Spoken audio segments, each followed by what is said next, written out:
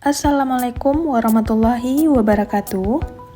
Perkenalkan, kami peserta Latsar CPNS Pemerintah Kota Padang, golongan 3, angkatan 2, kelompok 2 tahun 2022. Dengan beranggotakan Yogi Mulia Putra SPD, Silviana Nasrul SPD, dan Syarifah Zulfa SE. Dengan tutor Bapak Iliusman SH MM. Pada agenda kali ini, kami akan mempresentasikan resume review jurnal mengenai manajemen ASN. Pada manajemen ASN ini terdapat 4 subbab materi. Yang pertama, pendahuluan. Yang kedua, kegiatan belajar 1 mengenai kedudukan, peran, hak, dan kewajiban dan kode etik ASN. Yang ketiga, kegiatan belajar 2 mengenai konsep sistem merit dalam pengelolaan ASN. Selanjutnya, yang keempat, kegiatan belajar 3 mengenai mekanisme pengelolaan ASN. Baiklah, kita masuk kepada pendahuluan mengenai latar belakang manajemen ASN. Manajemen ASN muncul karena pelayanan sektor publik belum sepenuhnya berkualitas dan memuaskan publik. Berbagai tantangan yang dihadapi oleh aparatur sipil negara dalam mencapai tujuan yang dicita-citakan oleh bangsa Indonesia semakin banyak dan berat, baik berasal dari luar maupun dalam negeri, yang menuntut aparatur sipil negara untuk meningkatkan profesionalitasnya dalam menjalankan tugas dan fungsinya, serta bersih dan bebas dari korupsi, kolusi, dan nepotisme.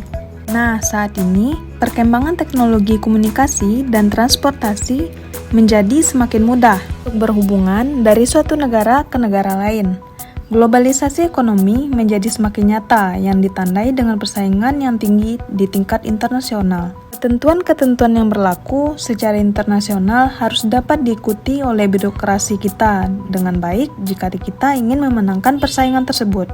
Namun, pada kenyataannya, birokrasi kita masih menjadi hambatan dalam pembangunan, yang ditandai dengan masih rendahnya kinerja pelayanan birokrasi dan masih tingginya angka korupsi di Indonesia.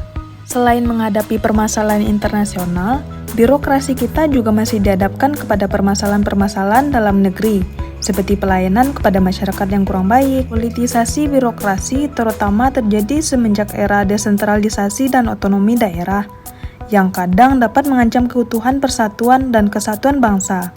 Dengan kata lain, birokrasi kita belum profesional untuk dapat menjalankan tugas dan fungsinya dengan baik. Untuk mewujudkan birokrasi yang profesional dalam menghadapi tantangan-tantangan tersebut, pemerintah melalui Undang-Undang Nomor 5 Tahun 2014 tentang Aparatur Sipil Negara telah bertekad untuk mengelola ASN menjadi profesional.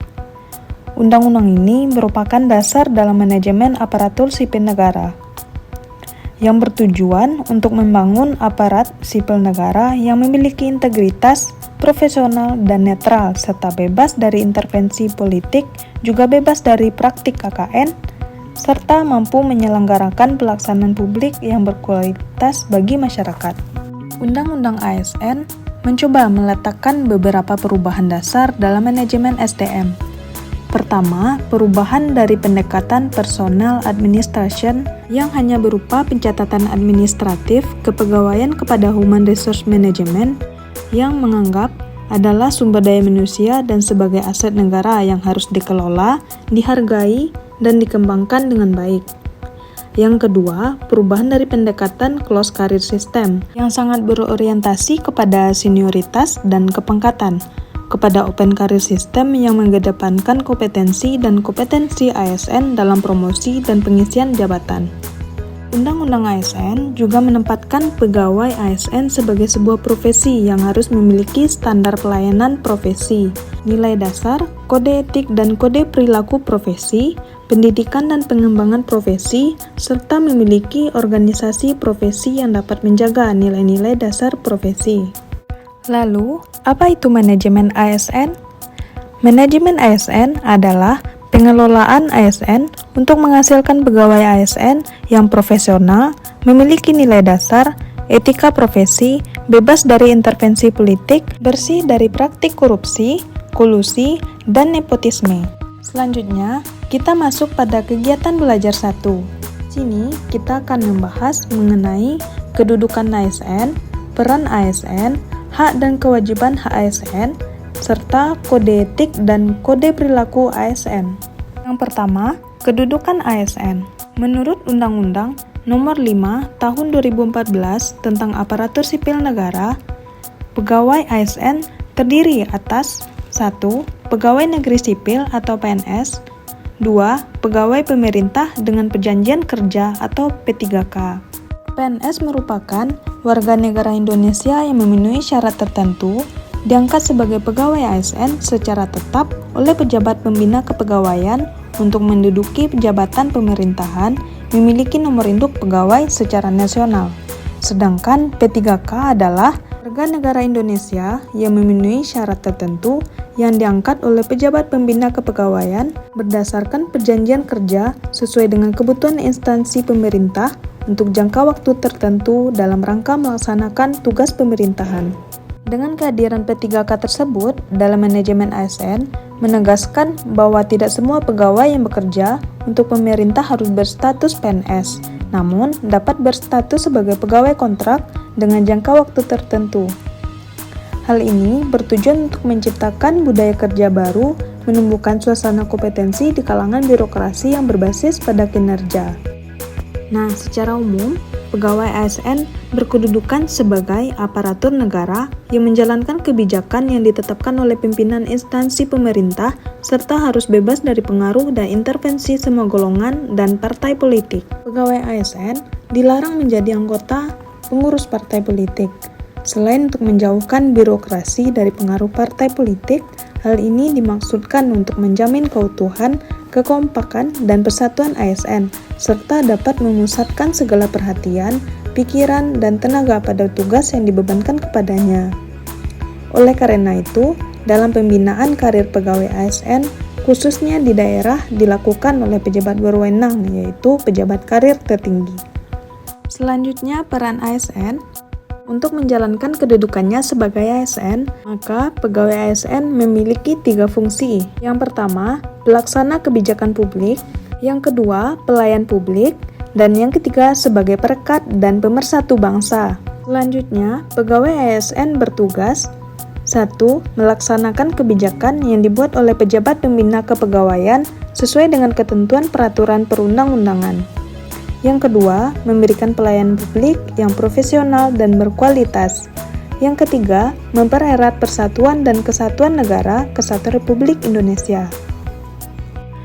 Pegawai ASN juga memiliki peran, yaitu perencana, pelaksana, dan pengawas penyelenggaraan tugas umum pemerintahan dan pembangunan nasional melalui pelaksanaan kebijakan dan pelayanan publik yang profesional, bebas dari intervensi politik, serta bersih dari praktik korupsi, kolusi, dan nepotisme. Selanjutnya, hak dan kewajiban ASN. Hak adalah suatu kewenangan atau kekuasaan yang diberikan oleh hukum, suatu kepentingan yang dilindungi oleh hukum, baik pribadi maupun umum, atau dapat diartikan bahwa hak adalah sesuatu yang patut atau layak diterima. Hal ini agar ASN dapat melaksanakan tugas dan tanggung jawabnya dengan baik, dapat meningkatkan produktivitas, menjamin kesejahteraan ASN, dan akuntabel. Adapun hak PNS yang diatur dalam undang-undang adalah sebagai berikut. 1. Gaji, tunjangan, dan fasilitas. 2. Cuti. 3. Jaminan pensiun dan jaminan hari tua. 4. Perlindungan. Dan kelima, pengembangan kompetensi. Sedangkan P3K juga mempunyai hak, yaitu 1. Gaji dan tunjangan, yang kedua, cuti, 3. Perlindungan, dan yang keempat, pengembangan kompetensi. Jadi, yang membedakan hak antara PNS dan P3K yaitu terletak pada jaminan pensiun dan jaminan hari tuanya. Selain hak yang telah disebutkan di atas, berdasarkan pasal 70 Undang-Undang ASN, disebutkan bahwa setiap pegawai ASN memiliki hak dan kesempatan untuk mengembangkan kompetensinya.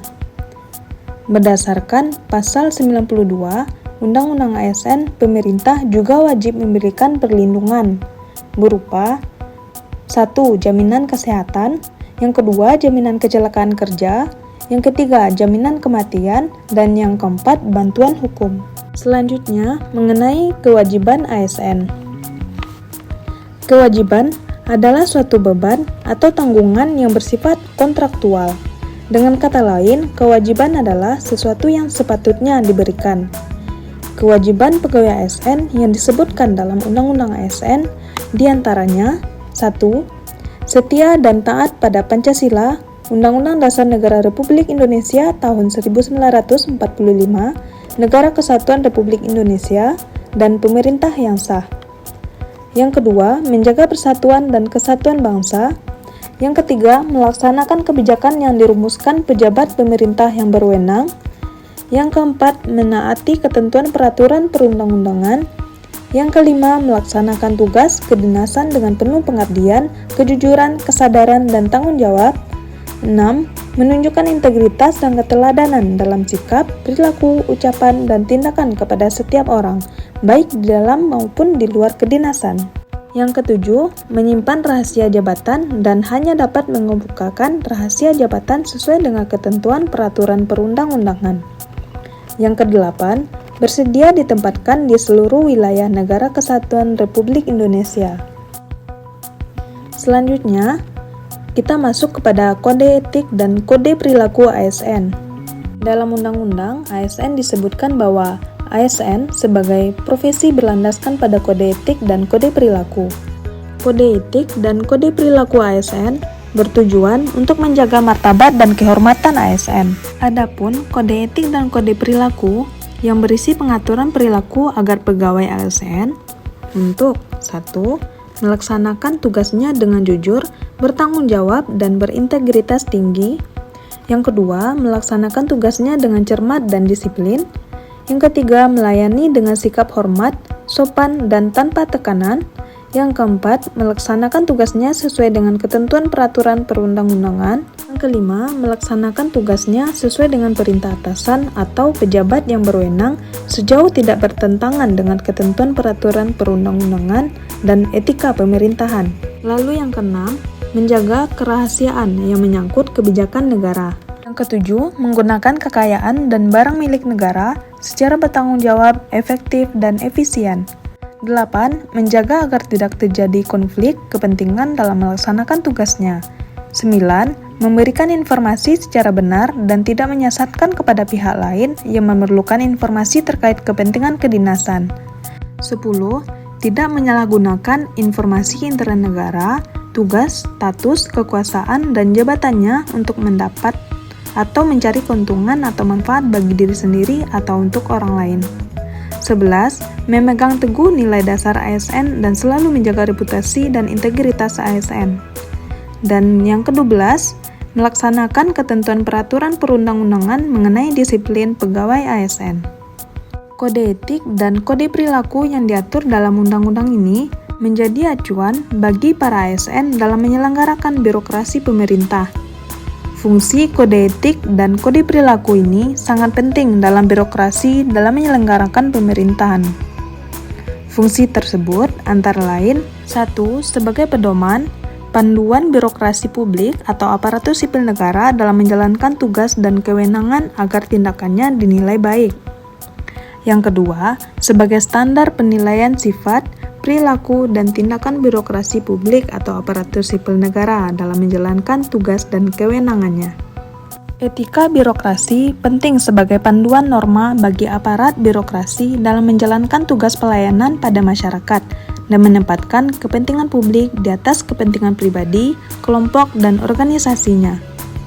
Etika diarahkan pada kebijakan yang benar-benar mengutamakan kepentingan masyarakat luas. Saya akan menjelaskan kegiatan belajar 2, yaitu konsep sistem merit dalam pengelolaan ASN. 1. Latar belakang sistem merit. A. Perlu adanya keterkaitan antara pengelolaan SDM dengan tujuan organisasi. 2. Praktik sebuah sistem dan inkompetensi dalam sistem rekrutmen dan seleksi pegawai. 3. Tingkat disiplin, etos kerja, dan budaya kerja ASN masih rendah. 4. Struktur kepegawaian yaitu kualitas, kuantitas, dan distribusi yang belum ideal. 2. Pengertian sistem merit merupakan kebijakan dan manajemen ASN yang berdasarkan pada kualifikasi, kompetensi, dan kinerja secara adil dan wajar dengan tanpa membedakan latar belakang politik, ras, warna kulit, agama, asal-usul, jenis kelamin, umur, ataupun kondisi kesehatan. 3. Manfaat sistem merit bagi organisasi. A. Mendukung keberadaan penerapan prinsip akuntabilitas. 2. Dapat mengarahkan SDM untuk dapat mempertanggungjawabkan tugas dan fungsinya. 3. Instansi pemerintah mendapatkan pegawai yang tepat dan berintegritas untuk mencapai visi dan misinya. 4. Manfaat sistem merit bagi pegawai. A. Menjamin keadilan dan ruang keterbukaan dalam perjalanan karir seorang pegawai. B. Memiliki kesempatan yang sama untuk meningkatkan kualitas diri. 5. Jamin sistem merit dalam monitoring penilaian dan pengembangan. A. Pangkat dan jabatan. B. Pengembangan karir. C. Penilaian kinerja. D. Mutasi pegawai. Jamin sistem merit dalam penilaian dan pengembangan. 1. Pangkat dan jabatan dalam ASN diberikan berdasarkan kompetensi, kualifikasi, dan persyaratan jabatan. 2. Pengembangan karir ASN dilakukan berdasarkan kualifikasi, kompetensi, penilaian kinerja mencerminkan kebutuhan masing-masing instansi. 3. Mutasi pegawai dilakukan dengan mempertimbangkan kualifikasi, kompetensi, dan kebutuhan instansi. 4. Pilihan kerja dilakukan dengan dasar kinerja sungguhnya dari seorang pegawai. 5. Promosi pegawai dilakukan dengan berdasarkan pada kinerja pegawai dan bukan pada pertimbangan subjektifnya. B. Kelembagaan dan jamin sistem merit dalam pengelolaan ASN. Menurut Komisi ASN mempunyai kewenangan untuk melakukan monitoring pelaksanaan kebijakan dan manajemen ASN, sedangkan Kemenpan RB memberikan bimbingan pertimbangan pada proses penindaan pejabatan yang berwenang dan pejabat pembina kepegawaian atas penyimpangan pelaksanaan sistem merit dalam organisasi. Demikianlah presentasi dari saya tentang konsep sistem merit dalam pengelolaan ASN. Selanjutnya akan dijelaskan oleh rekan saya kegiatan belajar 3. Kegiatan pembelajaran 3. Mekanisme pengelolaan ASN. Mekanisme pengelolaan ASN diatur dalam Undang-Undang Nomor 5 Tahun 2014. Mekanisme pengelolaan ASN terdiri dari 3 bagian. Yang pertama, manajemen PNS dan manajemen P3K. Yang kedua, pengelolaan jabatan pimpinan tinggi. Yang ketiga, organisasi dan sistem informasi. Pegawai ASN terdiri dari 2 bagian. Yang pertama, PNS atau pegawai negeri sipil. Yang kedua, P3K, pegawai pemerintah dengan perjanjian kerja. Yang pertama, manajemen PNS. Manajemen ASN diatur dalam pasal 55 yang meliputi penyusunan dan penetapan kebutuhan, pengadaan, pangkat dan jabatan, pengembangan karir, pola karir, promosi, mutasi, penilaian kinerja, penggajian dan tunjangan, penghargaan, disiplin, pemberhentian, jaminan pensiun dan hari tua, dan yang terakhir perlindungan. Penyusunan dan penetapan kebutuhan. Penyusunan kebutuhan jumlah dan jenis jabatan PNS dilakukan untuk jangka waktu 5 tahun yang diperinci per 1 tahun berdasarkan prioritas kebutuhan. Berdasarkan penyusunan kebutuhan tersebut, Menteri menetapkan kebutuhan jumlah dan jenis jabatan PNS secara nasional. Yang kedua, pengadaan. Pengadaan PNS di instansi pemerintah dilakukan berdasarkan penetapan kebutuhan yang ditetapkan oleh Menteri. Pengadaan PNS dilakukan melalui tahap perencanaan, pengumuman lowongan, pelamaran, seleksi, pengumuman hasil seleksi, masa percobaan, dan pengangkatan menjadi PNS. Yang ketiga, pangkat dan jabatan. Pengangkatan PNS dalam jabatan tertentu ditentukan berdasarkan perbandingan objektif antara kompetensi, kualifikasi, dan persyaratan yang dibutuhkan oleh jabatan dengan kompetensi, kualifikasi, dan persyaratan yang dimiliki oleh pegawai. Yang keempat, pengembangan karir. Pengembangan karir dilakukan berdasarkan pertimbangan kualifikasi, kompetensi, penilaian kinerja, kebutuhan instansi pemerintah. Hal-hal ini akan menjadi hal-hal yang akan dipertimbangkan dalam pengembangan karir. Yang kelima, pola karir. Yang terdiri dari pola karir PNS terintegrasi secara nasional, disusun sesuai dengan kebutuhan berdasarkan pola karir nasional. Yang keenam, promosi. Promosi akan dipengaruhi oleh beberapa komponen, diantaranya kompetensi, kualifikasi, persyaratan yang dibutuhkan oleh jabatan, penilaian atas prestasi kerja, kepemimpinan, kerjasama, kreativitas, dan pertimbangan dari tim penilai kinerja PNS. Yang ketujuh, mutasi. Mutasi dapat dilakukan dari satu instansi atau antar instansi pusat. Bisa juga dilakukan dengan satu instansi daerah atau antar instansi daerah, ataupun antar instansi pusat dan instansi daerah atau perwakilan NKRI di luar negeri. Yang kedelapan adalah penilaian kinerja PNS. Penilaian kinerja PNS dipengaruhi atas objektivitas pembinaan PNS. Selanjutnya, memperhatikan target, capaian, hasil, dan manfaat yang dicapai, serta perilaku PNS. Penilaian ini disampaikan kepada tim penilai kinerja PNS serta dijadikan sebagai persyaratan. Yang kesembilan, tentang penggajian dan tunjangan yang diatur dalam pasal 79 sampai dengan 81. Yang ke-10, penghargaan yang diatur dalam pasal 82 sampai dengan 85. Yang ke-11 yaitu tentang disiplin. Disiplin diatur dalam pasal 86. Yang ke-12 tentang pemberhentian PNS yang diatur dalam pasal 87 sampai dengan pasal 90. Selanjutnya yang ke-13, manajemen PNS, yaitu jaminan pensiun dan hari tua yang diatur dalam pasal 91. Yang terakhir, manajemen PNS, yaitu perlindungan yang diatur dalam pasal 92. Itulah manajemen PNS yang terdiri dari 14 komponen.